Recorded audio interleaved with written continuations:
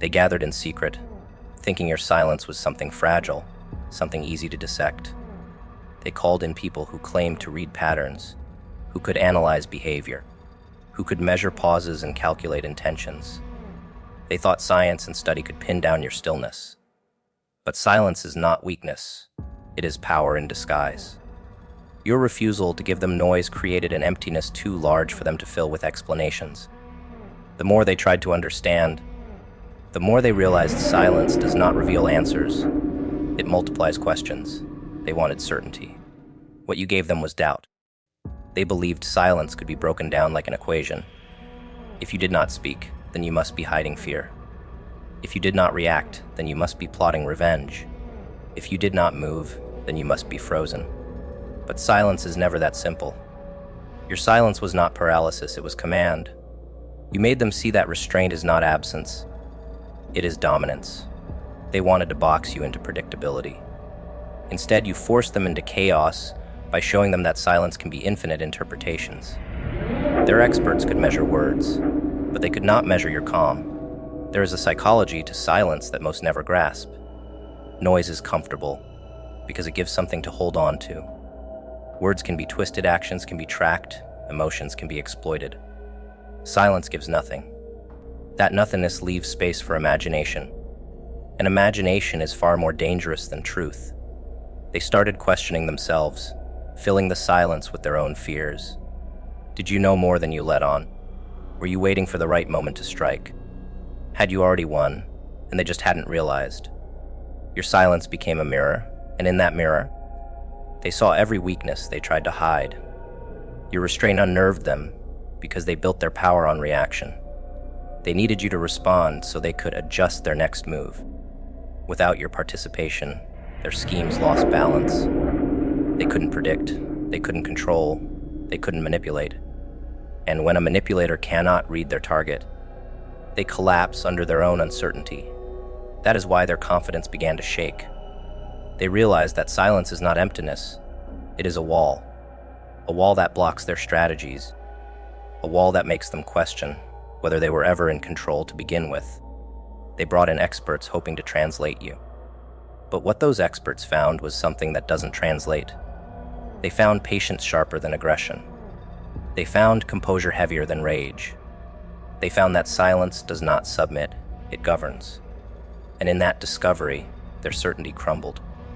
The more they studied, the more they realized reality was shifting under them. Because if silence is not weakness, then everything they built their assumptions on collapses. That realization left them powerless, staring at you with the fear that maybe the rules of their world had never applied to you at all. In relationships, silence exposes truth faster than words ever could. You stopped explaining, stopped proving, stopped defending yourself against people who only wanted to twist your voice. They expected to win when you refused to argue. Instead, your silence turned into distance, and your distance turned into clarity. They realized they could no longer pull you into cycles of chaos. And when people who thrive on control can no longer control you, they begin to crumble. Your silence was the door closing on their illusions. That silence made them face themselves, and that is a reality most cannot endure. In growth, silence became your discipline. While they shouted about their progress, you worked quietly on yours. While they needed recognition at every step, you built without applause. They thought your stillness meant stagnation. But still waters run deep, and by the time they noticed, your silence had become the foundation of something they could never replicate. That's why they needed experts. They could not explain how someone who said so little created so much. Silence built your strength, and strength always leaves the loudest noise behind it. There is danger in underestimating a quiet mind. They learned that too late. They thought silence meant passivity, but silence is where strategy is born. Every second you withheld reaction, you gained vision. Every pause they mistook as weakness was preparation. They realized too late that noise is obvious, but silence is dangerous. Silence doesn't reveal position. It hides it until the strike is unavoidable. They questioned reality because reality no longer obeyed their rules. You were not playing for recognition. You were playing for the end. They wanted to study your silence to break it. Instead, your silence broke them. They thought it would expose you. Instead, it exposed their dependence on control, their addiction to being one step ahead. They discovered that without your participation, their entire structure falls apart. Your silence left them speechless, not because they found no answers, but because they found too many. The silence forced them into paranoia, into second-guessing, into spirals of their own making. That is what silence does. It does not weaken, it dismantles. Every insult they hurled was a seed they hoped would take root in you. They wanted it to sprout doubt, insecurity, rage. They thought words could fracture your spirit if repeated often enough. But you didn't water those seeds. You let them wither in the silence of your discipline. That is what they never understood. To ignore an insult is not weakness. It is control. Every time you refused to engage, you built a monument to the power they could never master, the ability to own yourself. They lack discipline, so they fall into the trap of reacting to every word, every jab, every whisper. You, on the other hand, became untouchable, not because you avoided insult, but because you refused to let it change your course. Insults are invitations to chaos. They are bait, meant to lure you into fights that strip you of focus. Those who lack discipline always take the bait, always jump at the chance to defend, to prove, to respond. You saw through it. You realize that reacting only validates the one throwing the insult. So you let them shout. You let them spit their venom. And you moved forward as if it never touched you. That kind of restraint unnerves people. They want to see you burn, and when you don't, they start to burn themselves. Your silence in the face of insult is not emptiness. It is a wall. A wall that reminds them of everything they cannot control about you. There is psychology behind why insults cut. They are meant to target the ego, the fragile part of a person that demands recognition. But you stopped feeding your ego with their words. You found discipline in ignoring what was beneath you. That was your advantage.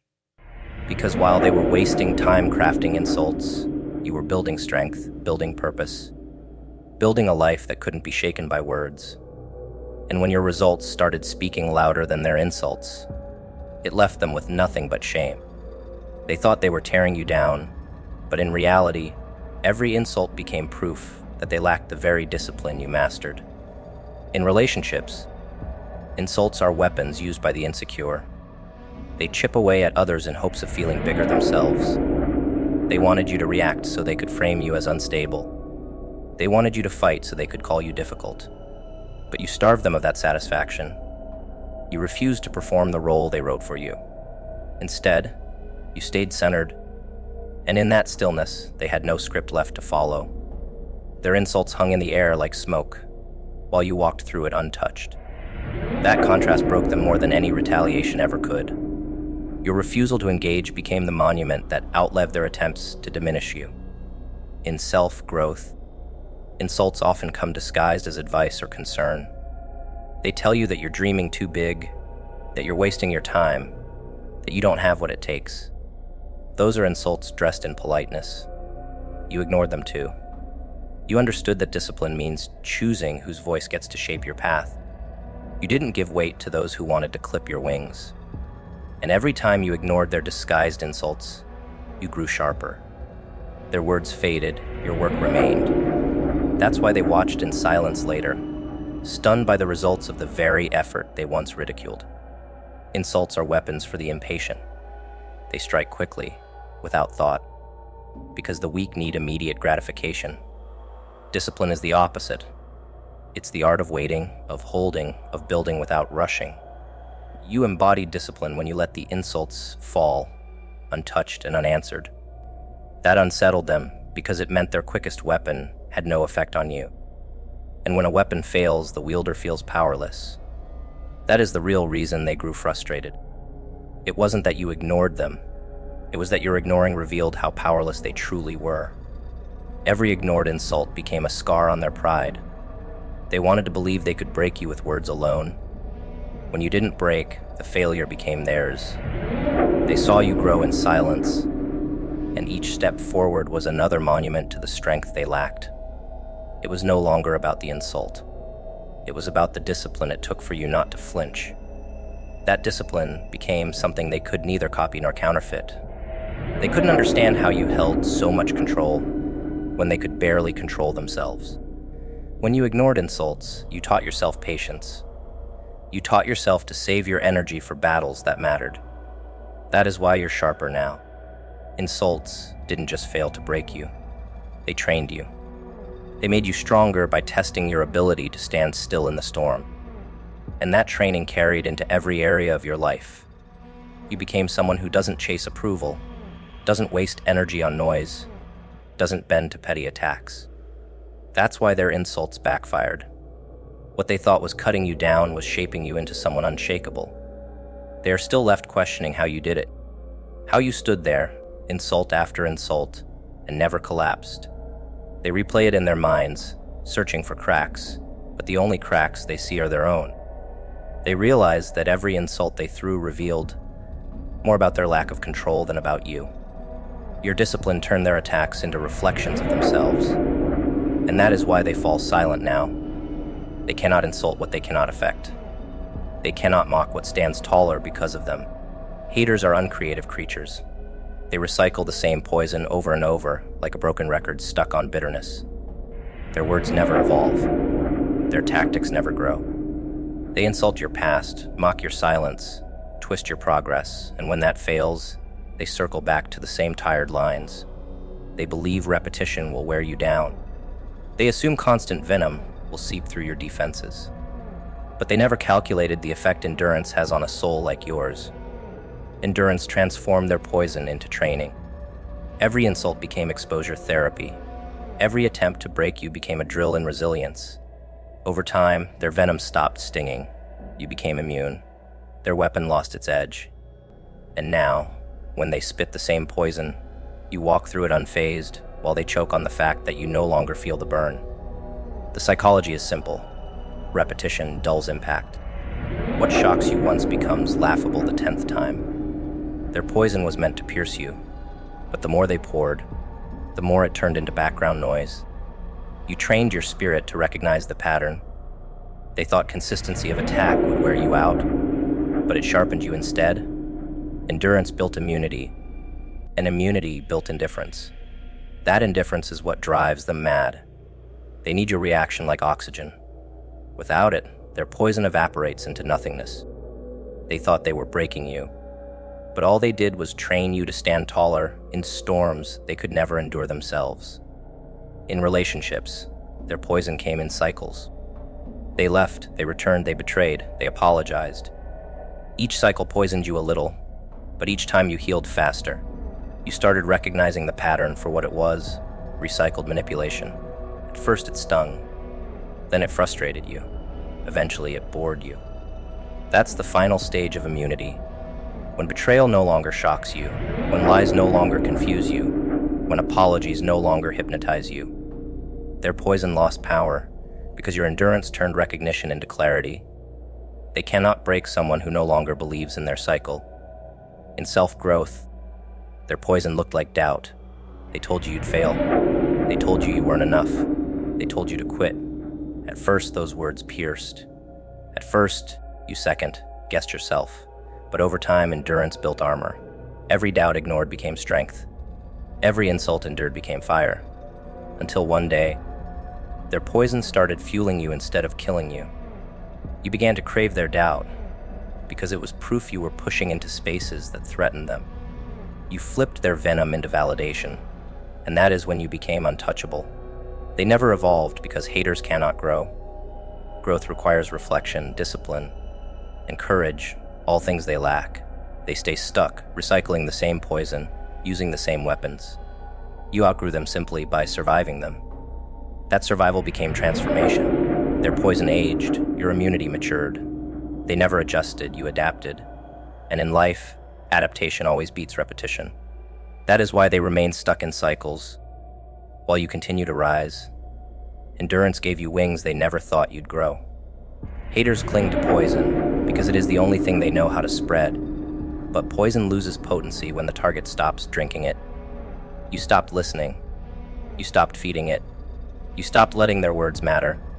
And in that shift, the poison they carried became their own diet. They consumed it daily while you walked away immune.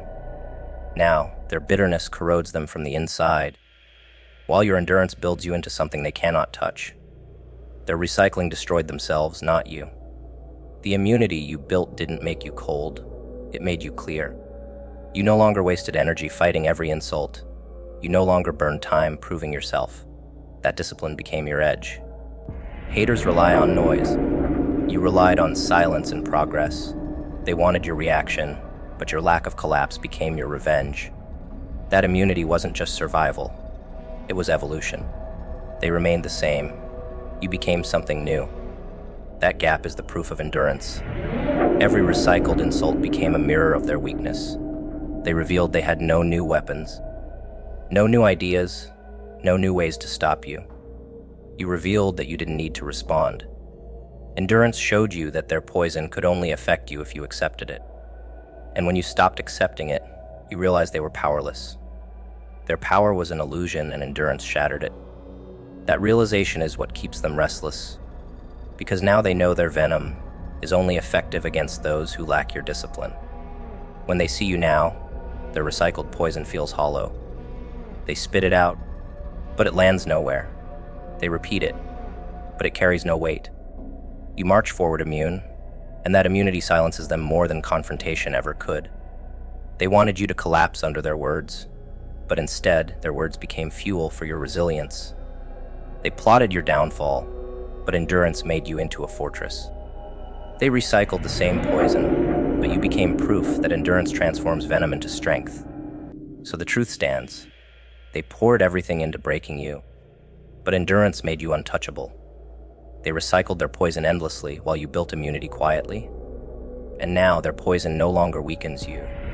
It exposes them. It shows the world their lack of creativity, their lack of growth, their lack of resilience. Meanwhile, you walk immune sharper, stronger, proof that endurance is the cure for every venom they tried to spread.